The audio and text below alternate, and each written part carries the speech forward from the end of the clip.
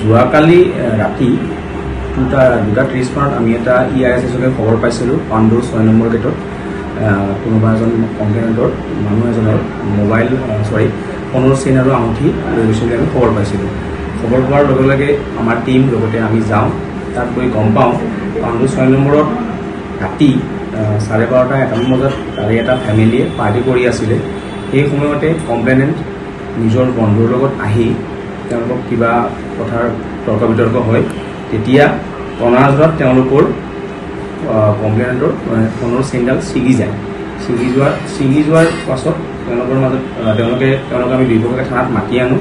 থানাত মাতি অনাৰ পাছত তেওঁলোকৰ মাজত আমি কমপ্লেইনটো লৈছোঁ আৰু গম পাওঁ যে এইটোত মানে স্নেচিংটো একচুৱেলি টনাজৰাৰ ফলতে হৈছিলে। এইটো আমি এই বস্তুটো এইকাৰণে কৰিছোঁ যে যিকোনো স্নেচিং হওক বা ক্ৰাইম এগেইনষ্ট প্ৰপাৰ্টি হওক, এইটোত আমাৰ সঘনাই মানে পেট্ৰলিং, ফুড পেট্ৰলিং, বাইক পেট্ৰলিংবোৰ লাগি আছে আৰু এইবোৰত যদি যিকোনো খবৰ পোৱা যায় তেতিয়াহ'লে আমাক লগে লগে জনাব লাগে আৰু এইটোৰ ওপৰত আমি তৎক্ষণাত ব্যৱস্থা গ্ৰহণ কৰিম। পৰহি ৰাতিও এনেকুৱা এটা ঘটনা ঘটিছিলে PNGB ৰোডত। তাৰ দোকান এখনৰ পৰা তলা ভাঙি কিনে হেডফোন, টেম্পাৰ গ্লাছ কিছুমান চোৰে চুৰ কৰি লৈ গৈছিলে। আমি CC কেমেৰাটো চেক কৰোঁ। CC কেমেৰা চেক কৰি আমি চোৰজনক চিনাক্ত কৰোঁ। তাৰ নামটো কৃষ্ণ বৰ্মন এলায়েছ টাকলা বুলি জানিবলৈ পাওঁ।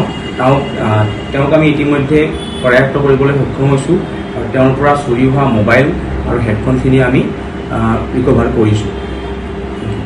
আমাৰ মাজত এটা কাজিয়া হৈছিলে। কাজিয়াৰ ফলত উত্তৰপ্ৰদেশত মানে অকণমান ঠেলা হেঁচা হৈছিলে। ঠেলা হেঁচাত মানে তেওঁৰ চেইনডাল ছিগি যায়। ছিগি যাবলৈ তাৰ পাছত চেইনডাল ঘূৰাই দিয়া হয়।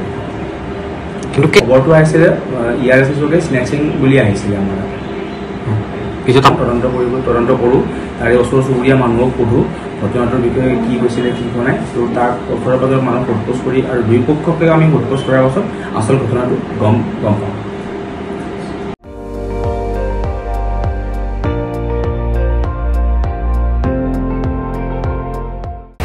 আপুনি চাই আছে ND24, সৰ্বশ্ৰেষ্ঠ নহয় সৰ্বোত্তমৰ দৌৰ।